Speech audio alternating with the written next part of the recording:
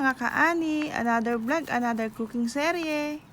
At ayan nga, magluluto na naman tayo ng ating ulam at sana magustuhan ninyo ito. Ang hirap din kaya mag-isip ng kung ano ang ating uulamin.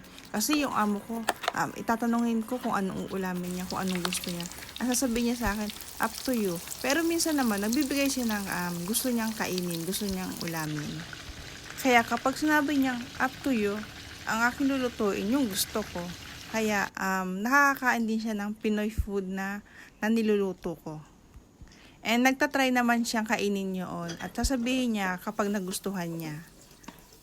Kapag nagustuhan niya, sasabihin niya sa akin, can eat at pwede ulit ako magluto ng ganon. At ayan nga mga kaani, gumagawa na ako ng sauce ng ating chicken. Hindi ko alam kung ano ang tawag yan kasi nakalimutan ko. Napanood ko kasi ito dun sa IG.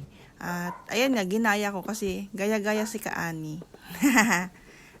Madali lang naman gawin yung ating sauce ng ating chicken. Nag-melt lang ako ng butter at yung garlic. Sinunod ko yung ating carrots. Cornstarch, sunod yung ating fresh milk or pwede rin namang ibap.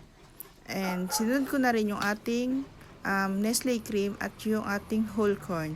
Nagtimpla rin ako dyan ng pepper at saka ng ating chicken, Nor chicken. Wala kasi tayong chicken powder, so Nor chicken ang inilagay ko. Ganun din naman yun. Naglagay din ako ng water kasi masyado siyang malapot.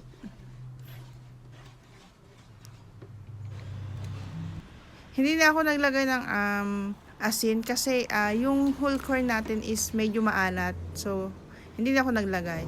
At naglagay rin ako ng celery para may contrast. Yes, may contrast. Maganda siya kasi tingnan kasi may siya, may orange, yellow, and green. Yes. Ayan. Masarap yan mga kaani. Pwede nyo rin itry. At ayan nga, tapos na. Pwede na tayong kumain. Thank you for watching. Follow for more. Bye-bye.